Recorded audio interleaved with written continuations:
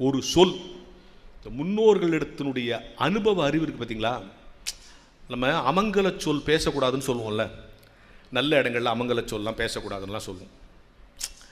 சாவு செத்துட்டாரான்ற சொல்லை கூட ரொம்ப யோசித்து தான் நம்மால் பயன்படுத்துவோம்.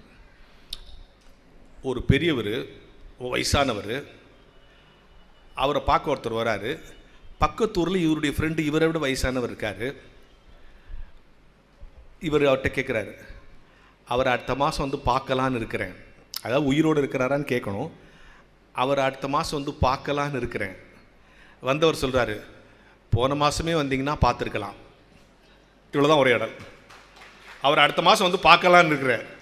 செத்துட்டாரா என்பது தான் கேள்வி, செத்துட்டார் என்பதுதான் பதில். இந்த சொல்லாடல் இல்லாமல் ஒரு உரையாடல் முடிகிறதே, அதுதான் தமிழனுடைய அறிவு. இதான் ஆர்குமெண்ட். யோசித்து பாருங்க, அந்த சொல்லாமையே பேசுகிறது. இந்த ஆற்றல் அவருக்கு வந்துச்சு. அப்போ நம்முடைய முன்னோர்களிடத்தில் இருந்திருக்கிற அறிவு, அனுபவம்.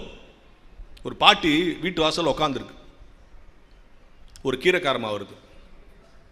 நம்ம முன்னோர்கள் எப்படி வாழ்ந்தாங்கிறதுக்கு ஒரு உதாரணம். ஒரு கீரைக்காரமா வருது. கீரை எவ்வளோ? 8 அணா. பாட்டி 4 நாள் தெரியா? 8 அணா 4 நாள் ஆர்குமெண்ட், ஹீட்டட் ஆர்குமெண்ட். எதுக்கு?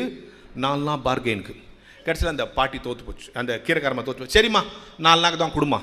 ஆனால் இந்த பாட்டி 4 நாளுக்குன்னு ஒரு 4 கட்டு வாங்கிடுச்சு. இந்த கீரையை கொடுத்து இந்த பாட்டிக்கு எழுந்துச்சே, தப்புன்னு மயக்கச்சு வந்துடுச்சு. உடனே இந்த பாட்டி தண்ணி தெளிச்சுட்டு உள்ளே போய் காஃபி சூட வச்சு கொடுத்து, தனக்கு வச்சிருந்த 2 இட்லியை கொடுத்து, சூடாக 2 தோசை விட்டு கொடுத்து, இன்னும் காலையில் சாப்பிட்லையா, இந்த மாதிரி சாப்பிடாம இருக்காது, மத்தியானம் சாப்பிடுன்னு கையில் ஒரு 30 ரூபா கொடுத்து, தான் பழைய புடவை ஒன்று கொடுத்து அமிச்சிச்சு. இந்த பக்கத்தில் இருக்கிற பேரன் கேட்டான், இவ்வளோ நேரம் 4 நாளுக்கு அந்த பொம்பளையோட இவ்வளோ மல்லு கட்டிட்டு இப்போ ஒரு 300 ரூபாய் செலவு பண்ணிட்டே, உன்னை புரிஞ்சிக்கவே முடியலையே பாட்டின்ச்சான். அது அந்த பாட்டி சொன்ன பதில் என்ன தெரியுமா? வணிகத்தில் தர்மம் கிடையாது, தர்மத்தில் வணிகம் கிடையாது. இதுதான் நம்ம முன்னோர் வாழ்க்கை. இதுதான் நம்ம முன்னோர் வாழ்க்கை. இந்த வாழ்க்கை எங்கிருந்து நீங்கள் தெரிந்து கொள்ள முடியும்? டிவிலையா, யூடியூப்லையா, வாட்ஸ்அப்லையா? நான் ஒரு இன்னைக்கு செல்போனுங்கிறது ஒரு மிகப்பெரிய வரமா சாபமா சொல்லவே முடியாது. அது வரமா சாபமாங்கிறதையே செல்ஃபோனில் தான் பேச வேண்டியது இருக்குது. இப்போ ஆகிப்போச்சு. நான் தான் போகிறேன், எங்கள் ஸ்கூல்லலாம் சொல்கிறேன், டே ஒரு நீங்கள் சாப்பிடாமல் ஒரு நாள் வந்திருக்கீங்களே, டிஜிட்டல் ஃபாஸ்டிங், ஒரு நாள் செல்ஃபோனை தொட மாட்டேன்னு வாரத்தில் ஒரு நாள் கடவுள் உன்னை ரொம்ப ஆசீர்வதிப்பார். இப்போ நான் ஒரு ஒரு கற்பனை கலந்த ஒரு உண்மையை சொல்கிறேன். சும்மா நம்ம பிள்ளைங்களுக்கு எப்படி கொண்டு போய் சேர்க்கணும்னு. மனிதன் குரங்கிலிருந்து பிறந்தவன்னு டார்வின் சொன்னதாக ஒரு தகவல்.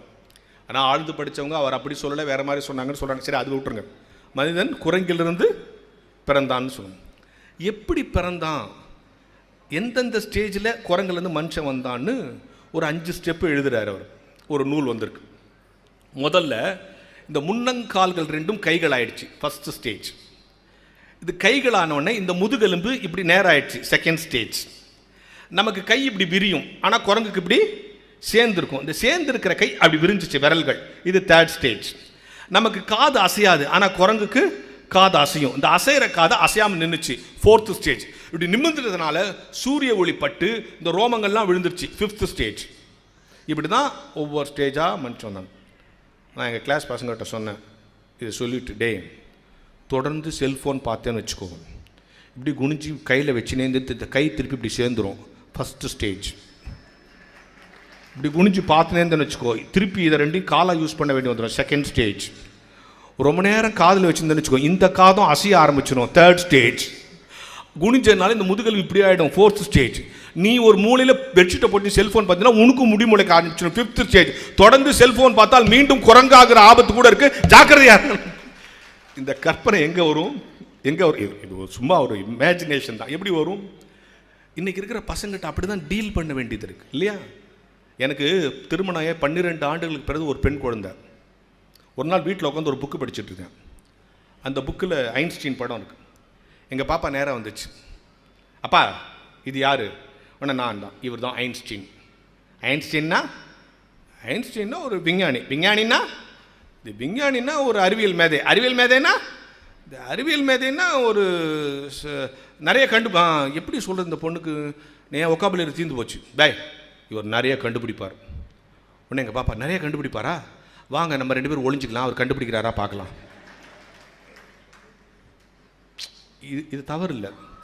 இன்றைக்கி இருக்கிற பசங்களுடைய எக்ஸ்போஷர் ஐக்யூ மாறி தான் இருக்குது.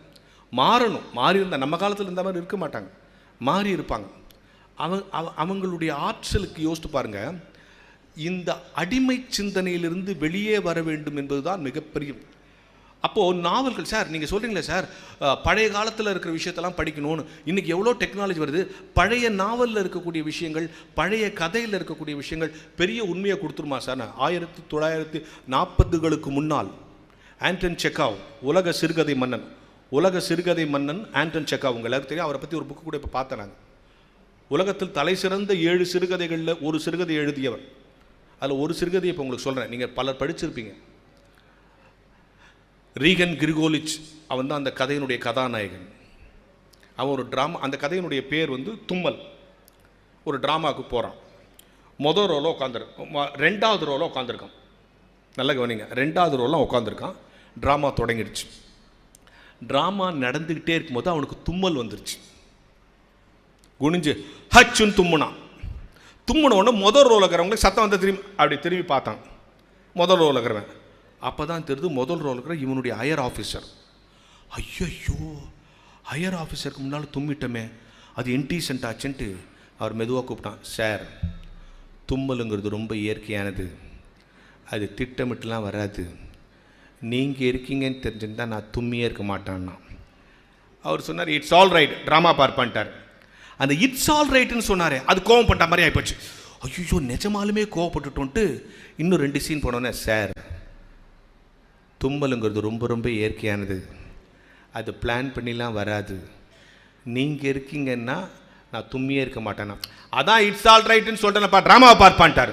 இந்த ட்ராமா பார்ப்பான்னு சொன்னார், அது கோவம் வந்துச்சு அவருக்கு. ஓ, அது நிஜமாலுமே கோவம் வந்துச்சு. இன்னும் 2 சீன் தள்ளி, சார், தும்மலுங்கிறது ரொம்ப இயற்கையானது. அவன் திரும்பி வேறு என்னை ட்ராமா பார்க்க விட போறியா இல்லையான்னா. அடடா, நிஜமாவே கோவம் வந்துச்சுன்னு சொல்லிட்டு வெளியே அவர் கார் பக்கத்தில் நின்றுக்கினான். காரில் ஏறும்போது மன்னிப்பு கேட்டுடலான்ட்டு காரில் ஏற வர்றார். சார், தும்மலுங்கிறது ரொம்ப இயற்கையானது, நீங்கள் இருக்கீங்க தெரிஞ்சுன்னா தும்மியே இருக்க மாட்டான். அவன் சொன்னது பேர், நான் ட்ராமா பார்க்க வந்ததுனால துப்பாக்கி எடுத்துன்னு வரல, இல்லை சுட்டுருவேன், மரியாதையாக போயிட்டான். வீட்டுக்கு பேய் அறிஞ்ச மாதிரி வந்தான். ஒய்ஃப் கேட்டா, என்ன ஆச்சு? இந்த மாதிரி ட்ராமா பார்க்க போனேன், தும்மல் வந்துருச்சு, முன்னால் என்னை ஹையர் ஆஃபீஸர் உட்காந்தாரு, அவர் முன்னால் தும்பிட்டேன். அவங்க ஒய்ஃப் சொன்னா, அடப்பாவி மனுஷா, உங்ககிட்ட உருப்படியாக இருக்கிறது அந்த வேலை ஒன்று தானே, அதையும் கோட்டை விட்டு எனக்கு தெரியாது, ராத்திரியோட போய் ராத்திரி அவர்கிட்ட வீட்டிலேயாவது மன்னிப்பு கேட்டுவான்னு ராத்திரி 12 மணிக்கு போய் அவர் விட்டு காலிங் பெல் அழுத்தினான். அந்த 12 மணிக்கு காலிங் பெல் அழுத்தின உடனே 12 மணிக்கு அவரை கூப்பிடுறதுக்கு 2 பேருக்கு தான் அந்த ஊரில் அதிகாரம் இருக்குது. ஒன்று அந்த கவர்னர், அந்த கவர்னர் ஜென்ரல். இவங்க 2 பேரில் தான் யாரோ ஒருத்தன் வந்திருக்கான்னு நினச்சிட்டு அவன் அந்த மிலிட்ரி ட்ரெஸ் எல்லாம் எடுத்து போட்டுன்னு கதவை திறந்து சல்யூட்னான். இவன், சார், தும்மலுங்கிறது ரொம்ப இயற்கையானது, நீங்கள் இருக்கீங்கன்னு தெரிஞ்சுன்னா நான் தும்மி இருக்க மாட்டேன், அது பிளான் பண்ணி வராதுண்ணா. அப்போ அவன் சொன்னது வேறு, அப்போ என்கிட்ட துப்பாக்கி இல்லை, இப்போ என்கிட்ட துப்பாக்கி இருக்குது, உண்மையிலேயே சுற்றுவோம், மரியாதையாக போயிருங்கிறதுண்ணா. வீட்டுக்கு வந்தான், ஈசி சேரில் படுத்தான், நெஞ்சை பிடித்து கொண்டு செத்து போனான்னு அந்த கதை முடியும். இந்த கதையினுடைய மையம் என்ன தெரியுமா? மனிதர்கள் பல்வேறு விலங்குகளை தாங்களாகவே மாட்டிக்கொண்டு திரிகிறார்கள் என்பதுதான் உண்மை. ஒவ்வொரு நூலை படிக்கிற பொழுதும் நான் எந்த விலங்கிலிருந்து நான் வெளியே வரணுன்றது உங்களுக்கு தெரியும். சார், நாங்கள்லாம் விலங்குலையாக இருக்கிறோம் நீங்கள் நினைப்பீங்க. உண்மையில் அப்படி இல்லைன்னா சில உண்மைகளை தெரிந்து கொள்வதற்காகவாது சில புத்தகங்களை நான் படிக்கணும். அப்போ நான் இருக்கிறேன்னு சொன்னால் எனக்கு என்னுடைய அறிவு என்பது என்னுடைய மூதாதை அந்த வந்தது. 2வது என்னுடைய சர்வைவல், நான் எங்கே வாழ்கிறேன், எந்த சூழலில் இருக்கிறேன், எப்படி படிக்கிறேன், எப்படி போகிறேன், எப்படி வருகிறேன் என்பதுதான் வாழ்வினுடைய மிக முக்கியமான அணுகுமுறைகளில் ஒன்று, இல்லையா? அப்போது புத்தக கண்காட்சி வரும் சார், ஒரு 10 புத்தகம் வாங்குகிறோம், இந்த புத்தகத்தை படிக்கிறோம். தயவுசெய்து நீங்கள் உங்கள் வீட்டில் எதுக்கு நீங்கள் நேரம் ஒதுக்கலான்னு பரவாயில்ல, உங்கள் பிள்ளைகளுக்கு சொல்லிக் கொடுங்கள். ஒரு புத்தகத்தை மாதத்துக்கு ஒரு முறையாவது ஒரு புத்தகத்தை வாசிக்கணும்னு சொல்லிக் கொடுங்க.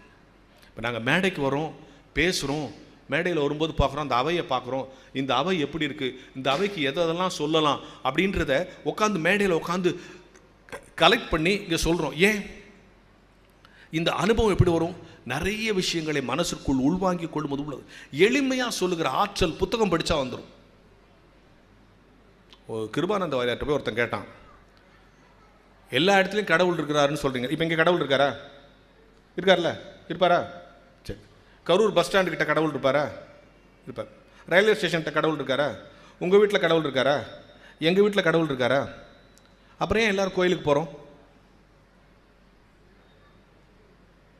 அடடா, இது தெரியாமல் ரொம்ப காலமாக கோயிலுக்கு போயிருக்கிறோமே அப்படின்னு யோசி. எல்லா இடத்துலையும் கடவுள் இருக்கான்னு சொல்லுங்களேன். இந்த கேள்வி ஒருத்தர் கிருபானந்த வாரியர்கிட்ட கேட்டான். அவர் ரொம்ப சிம்பிளாக ஒரு பதில் சொன்னார். அவனை பார்த்து, ஏய் மாடு பார்த்துக்கிறியான்னாரு. அவன் என்னடா நம்ம கேட்ட கேள்விக்கும் இவர் கேட்குற கேள்விக்கும் வித்தியாசம். மாடு பார்த்துக்கிறியான்னு. பார்த்துக்கிறேன். மாடு உனக்கு என்ன தருது? பால் தருது. பால் எங்கேருந்து வருது? மாடுனுடைய ரத்தம் தான் நமக்கு பாலாக வருது. ரத்தம் எங்கே இருக்குது? மாடுக்கு உடம்பு முழுக்க ரத்தம் இருக்குது. உடம்பு முழுக்க ரத்தம் இருக்குன்னு சொல்லிட்டு வாழை பிடிச்சி இழுத்தா பால் வருமா? காதை பிடிச்சி இழுத்தா பால் வருமா? மடியை பிடிச்சி இழுத்தா தான் பால் வரும். உடம்பு முழுக்க இருக்கிற ரத்தம் மடியின் வழியாக பாலாக வருவது போல் உலகம் முழுக்க இருக்கிற கடவுள் கோயிலின் வழியாக உனக்கு அருள் பாலிக்கிறார். எனவே நீ கோயிலுக்கு போற. எவ்வளோ பெரிய விஷயத்தை எவ்வளோ எளிமையாக கொண்டு வந்து சேர்த்தாப்பாங்க. இதுதான் இப்போ நான் யோசித்து பாருங்க. இப்போ நமக்கு மூளை, மனசு, உடம்பு 3 இருக்கு இல்லையா? மூளையும் நல்லா இருந்து, மனசு நல்லா இருந்து, உடம்பு நல்லா இருந்தால் நம்ம பேர் என்ன? பேஷண்ட் இல்லையா? உடம்பு நல்லா இருக்குது, மனசு நல்லா இருக்குது, மூளை மட்டும் நல்லா இல்லைன்னா நம்ம பேர் மென்டல் இல்லையா? மூளையும் நல்லா இருக்குது, உடம்பு நல்லா இருக்குது, மனசு மட்டும் நல்லா இல்லைன்னா நம்ம பேர் சைக்கோ. கரெக்டாக? இப்போ இந்த 3 ஒரே ஒரு மனுஷனுக்கு நேர்கோட்டில் இருக்கிறது தான் நம்ம ஆரோக்கியமான மனிதன். அப்போ நேர்கோட்டில் இருக்கணும்னா என்ன செய்யணும்? இப்போ மனசுங்கிற விஷயம், மூளைக்கு நிறைய தகவல்கள் கொடுக்குறோம். நிறைய தகவல்கள் கொடுப்பதனால மூளை செழிப்படைவதில்லை. உடம்புக்கு நிறைய ஆரோக்கியம் கொடுக்குறோம். ஆனால் இந்த விஞ்ஞான ரீதியாக நான் உணராத ஆனால் என்னை ஆட்டி வைக்கிற மனசு இருக்கு இல்லையா? இந்த மனசுக்குள்ள ஒரு விஷயத்தை செலுத்துறது அப்படிங்கிறது தான் படிப்பினுடைய மிகப்பெரிய கவனம். உங்கள் மனசுக்குள்ளே எது போய் உட்காந்து, நமக்கு upper mind, lower mind, subconscious மைண்டுன்னு இருக்கும். இந்த அப்பர் மைண்டுனா என்ன தெரியுமா? எனக்கு ஒன்று பிடிக்கும், உங்களுக்கு ஒன்று பிடிக்காது. இப்போ எனக்கு காஃபி பிடிக்கும், அவருக்கு காஃபி டீ பிடிக்கும். இல்லை அவருக்கும் காஃபி பிடிச்சுன்னா எனக்கு ஸ்ட்ராங்காக பிடிக்கும், அவருக்கு லைட்டாக பிடிக்கும். இது அப்பர் மைண்ட். லோயர் மைண்டுன்னு ஒன்று இருக்குது. அதில் வந்து என்னச்சுன்னா, சிலரை பார்த்த உடனே இவரை எங்கேயோ நான் பார்த்துருக்கேனே, இந்த பாட்டை எங்கேயோ கேட்டிருக்கேனே, இல்லை இந்த மேட்ரை எங்கேயோ அப்படின்னு இருக்கிறோம்ல, அது லோயர் மைண்டு. இந்த சப்கான்ஷியஸ் மைண்டுன்னு ஒன்று இருக்குது பார்த்தீங்களா? இதுதான் ரொம்ப மோசமானது. இதில் போய் எது உட்காருதோ அதுதான் நம்மளை தீர்மானிக்கும். சில பேர் பிரியாணி சாப்பிட்றதுக்கு முன்னாலே ஸ்ப்ரைட் வாங்கி வச்சுப்பான் பார்த்தீங்களா? ஏன்னா அவன் சப்கான்ஷியஸ் மைண்டில் சாப்பிட்டோன்னே செரிக்காதுன்னு போய் உட்காந்துருக்கும். சில பேர் சில ஆஸ்பத்திரிக்கு போகவே மாட்டான். ஐயோ இந்த ஆஸ்பத்திரியில் தான் எங்கள் தாத்தா செத்து போனார், ஹாஸ்பிட்டலில் செத்து. அவங்க தாத்தா 101 வயசில் செத்துருப்பார். அவர் வீட்டில் இருந்தாலும் செத்து தான் போயிருப்பார். ஆனால் மைண்டில் என்ன உட்காந்து, சப்கான்ஷியஸ் மைண்டில் என்ன போய் உட்காந்துருச்சு? இந்த ஹாஸ்பிட்டலில் சேர்த்தோன்னே எங்கள் தாத்தா செத்துட்டார். அவன் மைண்டில் என்ன போய் உட்காந்து, இந்த சப்கான்ஷியஸ் மைண்டில் போய் உட்கார்ற விஷயத்தை எவன் தெளிவாக தீர்மானிக்கிறானோ அவன் வாழ்வில் தோற்று போவதில்லை என்பதுதான் உண்மையான விஷயம். அப்போது அந்த விஷயங்களுக்கு நமக்கு கொடுப்பதுக்கு புத்தகங்கள் மிக மிக தேவைப்படுகிறது. சரி சார், ரைட். இப்போ நம்ம மூளை இருக்குது. இங்கே ஒரு 500 ஒரு 1000 பேர் இருப்போமா? இந்த மேடையில் இருக்கிற எல்லாரும், அலெக்சாண்டர் சார் உட்பட, சுந்தராவ் அப்படி எல்லாரும் இருக்கும். நம்ம எல்லாருக்கும் ஒரே மூளையா வேற வேற மூளையா? இதுக்கு பதில் சொல்லி நாங்கள் ஏன் மாட்டிக்கணும்? நீயே சொல்லு. உரமாக பார்க்குறேன். கொஞ்ச நேரம் அமைதியாக இருந்தால் அவரே சொல்லிடுவார், ஊருக்கு போவானவா? நம்ம எல்லாருக்கும் ஒரே மூளையா வேறு வேறு மூளையா? எப்படி சார்? இப்போ நீங்கள் இல்லை சார், அவர் கல்லூரி முதல்வராக இருக்கார், இவர் ஆல் இண்டியா ரேடியோவில் இருக்கார், நீங்கள் ஒரு ஸ்கூலில் வாத்தியாராக இருக்கு, ஹெட்மாஸ்டராக இருக்கீங்க, ஒரே மூளை எப்படி இருக்கும்? ஒன்று சொல்லவா? இங்கே உட்கார்ந்துருக்கிற அத்தனை பேருக்கும், இந்த வளாகத்திற்கு வெளியே காவலாளியாக இருக்கிற செக்யூரிட்டிக்கும், நாங்கள் காரில் வந்து எங்கள் கார் ஓட்டுநருக்கும் எல்லாருக்கும் ஒரே மூளை தான். என்ன சார் இப்படி சொல்கிறீங்க? அப்புறம் அவர் கார் ஓட்டுனா இருக்கிறாரு, இவர் காலேஜ் பிரின்ஸிபலாக இருக்காரு. மூளையின் இலக்கணங்கள் 3 தான். சரியா? தெரிஞ்சுங்க. உங்கள் பிள்ளைங்க வரலன்னா உங்கள் பிள்ளைங்களுக்கு போய் இதை நீங்கள் சொல்லணும். அதுதான் ஹோம்ஒர்க். நான் ஹெட்மாஸ்டர் ஹோம்ஒர்க் கொடுத்தே பழக்கம். சரியா? 3 இலக்கணங்கள் தான். 1, சார் காலையில் என்ன சாப்பிட்டீங்க? காலையில் என்ன சாப்பிட்டாரு? இட்லி சாப்பிட்டேன். இப்போ அவர் நான் கேட்டேன், காலையில் என்ன சாப்பிட்டீங்க? இட்லி சாப்பிட்டேன்னு சொல்லிட்டார். காலையில் சாப்பிட்டாரு, இப்போ சொல்லிட்டேன். இப்போ அவரை பார்த்து, சார் போன மாதம் 12ஆம் தேதி மத்தியானம் என்ன சாப்பிட்டீங்க? பய எல்லாம் ஒரு கேள்வி. கேட்பாரா கேட்க மாட்டாரா? கேட்பாரா கேட்க மாட்டாரா?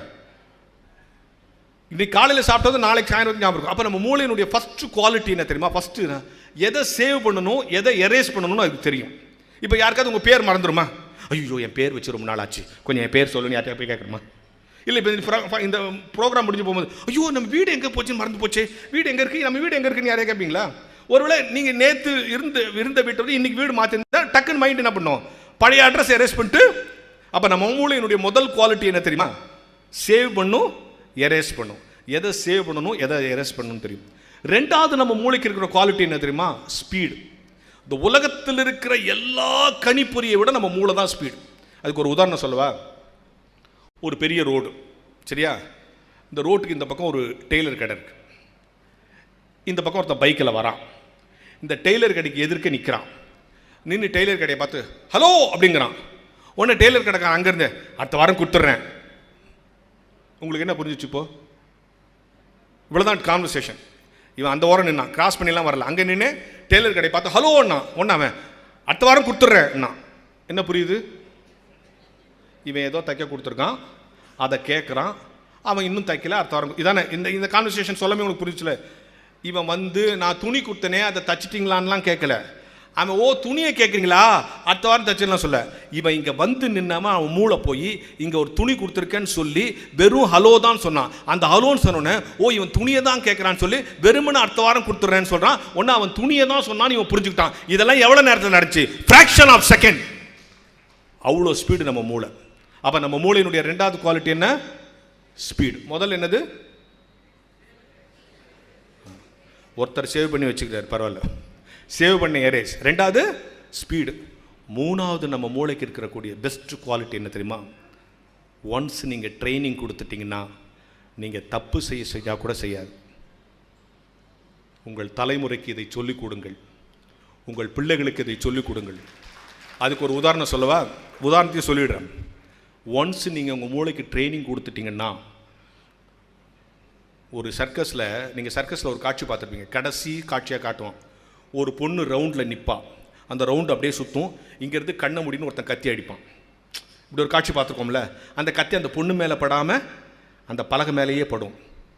அந்த மாதிரி ஒரு சர்க்கஸில் இந்த நிற்கிற பொண்ணுக்கு இந்த கத்தி அடிக்கிறவனுக்கு சண்டை வந்துருச்சு. எப்படியாவது இவ்வளோ கொலை பண்ணின, வெளியே கொலை பண்ணால் மர்டர், அஃபென்ஸ், க்ரைம். கத்தி அடிக்கும்போது மாற்றி அடிச்சு கொண்டுட்டா பை ஆக்சிடென்ட் சொல்லிடுவாங்க. இவ்வளோ நாள் ஒழுங்காக அடிச்சிருந்தார் சார், இன்றைக்கி ஏதோ பை ஆக்சிடென்ட் சொல்லிடுவாங்கன்னு சொல்லிட்டு தப்பிச்சிடலான்ட்டு இன்றைக்கி எப்படியாவது அவளை கொலை பண்ணின்னு முடிவு பண்ணிட்டான். அந்த ஷோ வந்துச்சு, 10 கத்தி அடிப்பான், 9 கத்தி கரெக்டாக அடிச்சிட்டான். 10வது கத்தியை வேணுன்ட்டு கையை அப்படி மாற்றி இப்படி அடித்தான். அந்த கத்தியும் அவள் மேல் படாமல் பலகையில் மேல் தான் பட்டது. என்ன காரணம் தெரியுமா? தொடர்ந்து பயிற்சி கொடுத்ததால் இந்த மூளை மனசு தப்பு பண்ண சொன்னால் கூட பண்ணலை. அதுதான் நம்ம மூளை. இப்போ நான் சொன்ன இந்த 3 குவாலிட்டி இங்கே இருக்கிற எல்லாருக்கும் பொருந்தும். வெளியே நிற்கிற செக்யூரிட்டிக்கு பொருந்தும், கார் டிரைவருக்கு வந்து மேடல். இந்த 3 இலக்கணங்கள் உள்ள மூளையை மேம்படுத்துவதற்கு தான் புத்தகம் வாசிக்கணும்னு சொல்கிறோம். ஞாபக சக்திக்கு நீங்கள் எல்லாம் இந்த என்னென்ன சாப்பிட்டாங்க, இன்னும் ஒரு கீரை, வல்லாரக்கீரை, அதெல்லாம் வேணாம் சார். இப்போ நான் சொல்லவா? பரவாயில்ல, டிப்ஸ்லாம் கொடுக்குறாருன்னு நினைக்கிறேன். ஞாபக சக்தி வரணும்னா என்ன பண்ணணும்னு தெரியுமா? நீங்கள் டெய்லி நைட் படுக்க போகிறீங்கல்ல, எல்லா வேலையும் முடிச்சுட்டு பெட்டில் அப்படி படுக்க போகிறீங்கல்ல, அப்படி படுக்கிறதுக்கு முன்னால் கொஞ்சம் நேரம் உட்காந்து ஒரு 2 மினிட்ஸ் உட்காந்து அன்றைக்கி காலையிலேருந்து என்ன நடந்துச்சோ அதை அப்படியே ஒரு தடவை நினச்சி பாருங்கள். காலையில் எழுந்தோடனே மோட்டர் போடலன்னாங்க, அப்புறம் போய் மோட்டர் போட போனோம், மோட்டர் போட்டு கொஞ்சம் நேரத்தில் கரண்ட் கட் ஆச்சு, அப்புறம் வந்து பல்லு வலிக்கணும்னா அதுக்குள்ளே ஸ்கூல் லேட் ஆச்சு, அதுக்குள்ளே மழை பெஞ்சிச்சு, ஒன்று கொடை இருந்தோம் அப்படின்னு காலையில் ஆஃபீஸ் போனால் அங்கே கொண்டு லேட் ஆச்சு, அங்கே திட்டாங்க, மற்ற லஞ்சில் கொஞ்சம் உப்பு ஜாஸ்தி ஆச்சு, இப்படி இதெல்லாத்தையும் யோசிச்சுட்டு படுங்க. இந்த மாதிரி 3 மாதம் செஞ்சால் மூளை ட்ரெயின் ஆகிடுன்னு சொல்கிறான். மூளையை ட்ரெயின் பண்ண கற்றுக்கிறது தான் மிகப்பெரிய கலை. அப்படி ட்ரெயின் பண்ணுறதுக்கான டிப்ஸை கொடுக்கறது தான் புத்தகம். நீங்கள் எந்த புத்தகம் படித்தாலும் உங்கள் மூளை ட்ரெயின் ஆகும், அதுதான் உண்மை. உடம்பு நல்லா ஆகணும்னா எங்கே போகிறீங்க? ஜிம்முக்கு போகிறீங்க இல்லையா? மனசும் மூளையும் நல்லா ஆகும்னா புத்தக வாசிப்பு தான் ஒரு மனிதனை உயர்த்தும். எல்லாம் யோசித்து பாருங்கள், இந்த உலகத்தில் எவ்வளோ விஷயங்கள் நடக்குது. எல்லா விஷயம் டெய்லி ஒரு புத்தகம் எடுத்தால் அந்த புத்தகத்தில் எனக்கு தெரியாதது இருக்காதுன்னு நீங்கள் நினைக்காது. ஏதாவது ஒரு விஷயம் உண்மையிலேயே நம்ம மனக்குள்ளே இருக்கும். எதில் இருந்து கற்றுக்கலாம், எதுக்கிட்ட இருந்து கற்றுக்கலாம், அதுதான் ஒரு விஷயம். இன்வால்மெண்ட் தான் முக்கியம். இன்வால்மெண்ட் தான் முக்கியம். இங்கே எல்லாரும் யோசித்து பாருங்கள், திருவிளையாடல் படம் நீங்கள் எல்லோரும் பார்த்துருப்பீங்க இல்லை? எல்லோரும் பார்த்துருப்பீங்க. அதில் நம்ம எல்லாருக்கும் பிடிச்ச காட்சி எது? சிவாஜியும் நாகேஷும் பேசுவாங்கல்ல, பிரிக்க முடியாதது எதுவோ, அந்த சீனை இப்போ பார்த்தாலும் நம்ம ரசிப்போம்ல. ஒரு சின்ன சம்பவம் சொல்கிறேங்க இல்லைங்க. அந்த படம் எடுக்கிறதுக்கு முன்னால் டைரக்டர் போய் சிவாஜியை ஃபிக்ஸ் பண்ணிட்டா, நீங்கள் தான் ஹீரோன்னு. அடுத்த நாகேஷ்கிட்ட போகிறார், நாகேஷ் நீங்கள் தான் இந்த ரோலை நீங்கள் நடிக்கிறீங்க. உடனே நாகேஷ் சொல்கிறாரு, ஐயோ சிவாஜி நடிக்கிற அந்த சீன் அதெல்லாம் கிடையாது, நீங்கள் தான் நடிக்கிறீங்கன்னு ஃபிக்ஸ் பண்ணிட்டார். யாரா? நாகேஷ். நாகேஷ் பயந்துன்னா சிவாஜியோட நின்னா நம்ம எடுபடுவோமான்ற பயத்தில் ஒரு கவலை அரை மனசோடு ஒத்துக்கிட்டார். பர்டிகுலர் சீன் ஷூட்டிங் நடக்குது. எந்த சீன்? சிவாஜியும் நாகேஷ் பேசுவாங்கள்ல, பிரிக்க முடியாது எதுவோ சேர்ந்தே இருப்பு, அந்த சீன் ஷூட்டிங் நடக்குது. அந்த சீன் முடிஞ்சவொடனே டைரக்டர் போய் சிவாஜிகிட்ட கை கொடுங்க சார், சூப்பராக நடிச்சுங்க. சிவாஜி அண்ணே கை கொடுங்கண்ணே, இந்த காட்சி பிரமாதமாக வந்திருக்குண்ணே. என்னொன்னே டேரக்டர் கை கொடுத்தோன்னே எல்லாரும் போய் கை கொடுத்தான். லைட் மேனில், கேமராமேன், மேக்கப் மேன் எல்லாம் போய் கை கொடுக்கணும். யார்கிட்ட? சிவாஜிட்ட. அண்ணே சூப்பர்ண்ணே, சூப்பர், நல்லா நடிச்சுங்க. நாகேஷ் ஒரு ஓரமாக போய் நின்ட்டார். இதுக்கு தான் இந்த படத்தில் நடிக்க மாட்டேன்னு சொன்னேன், சிவாஜி நம்மளை தூக்கி சாப்பிட்டாருன்ட்டு. இப்படி ஓரமாக உட்காரும்போது சிவாஜியில் எல்லாரையும் தள்ளுங்கன்ட்டு நேராக வந்து நாகேஷ் கை கொடு, சூப்பராக நடிச்சிருக்க. உன்னை நாகேஷ் என்னென்ன எல்லாரும் உன்னை பாராட்டுற, நீ வந்து என்ன பாராட்டுறியா? இல்லை நாகேஷ், இன்னும் 50 வருஷம் கழிச்சு இந்த படத்தை பார்த்தாலும் இந்த சீனில் என்ன ரசிக்க மாட்டாங்க, ஒன்றை தான் ரசிப்பாங்க. சிவாஜி சொன்ன ஸ்டேட்மெண்ட் உண்மைன்னு உங்கள் கைத்தட்டு சொல்லு. இப்படி சொன்ன உடனே எல்லா கூட்டமும் நாகேஷ்ட வந்துட்டான். நம்மளால் தான் எங்கள் கூட்டம் சேர்த்து அங்கே ஓடி எல்லாம் நாகேஷ் வந்து அண்ணா கை கொடுங்க, சிவாஜி உங்களை பாராட்டிட்டாரு, எப்படி நடிச்சிங்க, இந்த சீனில் எப்படி நடிச்சிங்க? நாகேஷ் கூலாக ஒரு பதில் சொன்னாராம். டைரக்டர் வந்து இந்த படத்தில் நான் வந்து தானாக புலம்புற கேரக்டர்னு எனக்கு சொன்னார். அதனால் நான் என்ன பண்ணேன், டெய்லி மயிலாப்பூர் குளத்தில் வாக்கிங் போவேன். அங்கே ஒரு பைத்தியக்காரன் அவனாக பேசி நிற்பான். டெய்லி அவனை பார்த்து அவன் என்ன பண்ணுறானோ அதை தான் இங்கே பண்ணேன்னாரு. என்ன பொருள்? கற்றுக்கொள்ள வேண்டும் என்று ஆர்வம் இருந்தால் பைத்தியக்காரனிடத்திலிருந்து கூட கற்றுக்கொள்ளலாம். கற்றுக்கொள்ளக்கூடாது முடிவெடுத்தா நம்ம பக்கத்து வீட்டில் திருவள்ளுவர் இருந்தாலும் வேஸ்ட். இன்ஸ்பிரேஷன் எங்கிருந்து வேணுமாலும் வரும் என்பதுதான். இந்த இந்த இந்த புத்தக கண்காட்சிங்க வரீங்க, ஒரு புத்தகம் வாங்குங்க, அந்த ஒரு புத்தகத்தை வாசிங்க. அந்த ஒரு புத்தகம் உங்களுக்கு என்ன செய்தி கொடுத்திருக்கிறது என்பதை நீங்கள் தீர்மானியுங்கள். அந்த ஒரு புத்தகத்தினுடைய செய்தியை வாழ்க்கையில் பயன்படுத்தி பாருங்கள். ஒரு சின்ன மாற்றத்தை நீங்களே உணர்வீர்கள் என்பதுதான் உண்மை. இப்போ புக் ஃபேர் இருக்குது, ஃபுட் கோர்ட் இருக்குது, டான்ஸ் இருக்குது, ட்ராமா இருக்குது, எல்லாம் இருக்குது. எதுக்கு இந்த மாதிரி 9 நாளுக்கு யார் யாரெல்லாம் கூப்பிட்டு இவங்களெல்லாம் ஃபிக்ஸ் பண்ணி ஏன் பேச வைக்கிறாங்க? இதோட முடிச்சிடலாம், இதை சொல்லிட்டு முடிச்சிடலாம். ஏன் பேச வைக்கிறாங்க? இப்போ நாங்கள் பேசின விஷயம்லாம் உங்களுக்கு தெரியாதுதா? ஏற்கனவே பாதி தெரியும் இல்லையா? எதுக்கு எங்களை பேச கூப்பிட்றாங்க? உன்னை கூப்பிட்டதை பற்றி எங்ககிட்ட கேட்டால் நாங்கள் என்ன சொல்லுவோம்? நாங்கள் சின்ன வயசில் ஒரு வீட்டில் கொடுத்துன்னு இருந்தோம். அந்த கொடுத்துனதை ஒரு 12 கொடுத்துனோம். 12 கொடுத்துனதுலேயே வெள்ளிக்கிழமையான பூஜை நடக்கும் இல்லையா? அப்போ அந்த பூஜைக்கு ஒரு பித்தளை பாத்திரம் இருக்கும்ல, அதை கழுவுறதுக்குன்னே ஒரு பாட்டிமா வரும். அது புளியை வச்சு அந்த பித்தளை பாத்திரத்தை அப்படியே தேய்க்கும். பாத்திரம்லாம் பளபளன்னு ஆகிடும். அடுத்த வாரம் திருப்பி கருப்பாயிடும், திருப்பி புளியை வச்சு தேய்க்கும். நான் ஒரு நாள் அந்த பாட்டிமா கேட்டேன், வாரம் வரேன் புளியை வச்சு தேய்க்கிற, பாத்திரம்லாம் பளபளப்பாயிடுது, அடுத்த வாரம் திருப்பி கருப்பாயிடுது, இந்த பளபளப்பு புளியிலேருந்து வருதா பாத்திரத்துலேருந்து வருதான்னு கேட்டேன். அதுக்கு அந்த பாட்டி, இந்த மாதிரி கேள்விலாம் ஏன்டா என்கிட்ட கேட்குற, நானே விதியேன்னு விளக்கி நிற்கிறேன், அது எங்கேருந்து வருதுன்னா எனக்கு தெரியாதுச்சு. நான் சொன்னேன், இல்லை பாட்டி, பளபளப்பு புளியிலேருந்து தான் வருதுன்னா அந்த புளி எங்கே தேய்ச்சாலும் பளபளப்படணும். இந்த பிளாஸ்டிக்கில் தேய்ச்சாலும் பிளாஸ்டிக் பளபளப்பாகணும், அந்த உட்டில் தேய்ச்சாலும் உட்டு பளபளப்பாகணும், இந்த இரும்பில் தேய்ச்சாலும் இரும்பு பளபளப்பாகணும். ஆனால் பித்தளை பாத்திரத்தில் தேய்ச்சா மட்டும்தான் பளபளப்பு வருதுன்னா பளபளப்பு எங்கே இருக்குது? பித்தளை பாத்திரத்துக்குள்ளேயே இருக்குது. வெளியே கொண்டு வர வேலையை தான் புளி செய்யுது. எல்லா பளபளப்பும் உங்கள்கிட்ட இருக்குது. இப்போ நான் 1 மணி நேரம் புளியை வச்சு தேய்ச்சிருக்கேன், அடுத்தது அவர் வந்து 1 மணி நேரம் தேய்ப்பார். பளபளப்பு. இந்த பளபளப்பை விட்டுறாதீங்க. புத்தக கண்காட்சியில் நீங்கள் பெறுகிற பரிசு அதுதான். நன்றி, வணக்கம்.